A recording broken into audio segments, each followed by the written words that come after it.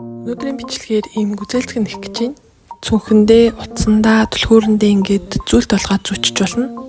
За хэрэглэгдэх зүйлс гэвэл хэмнэлийн утас. Би болохоор улаан, ногоон, тэгээ цагаан ангийн утас ашиглана. Тэгээд 3 мм-ийн зүүгээр нэхнэ. Бид нарт өөр тэмдэглэгч зүү, хайж, тэгээд ийм чихмэл тоглоомны дүүргэгч хэрэгтэй. Ийм дүүргэгч хэрэг байхгүй бол үлдэгдэл утаснуудаа оронд нь ашиглаж болно. Эхлээд улаан ангийн утсаараа нэхэж эхэлнэ. Хамгийн эхлээд бүгдээрээ шидэт тойрог үүсгэнэ. Шидэт тойрог үүсгэхийн тулд утсаа хуруунд дээгүүрээ ингээд X-лээд барьчихна. Тэгээд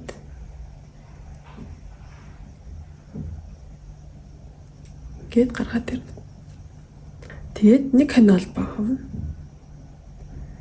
Нэг хонь албаа авчаад одоо бүгдээрээ энэ тойрогын дотроо 6 дан хийсгий. 1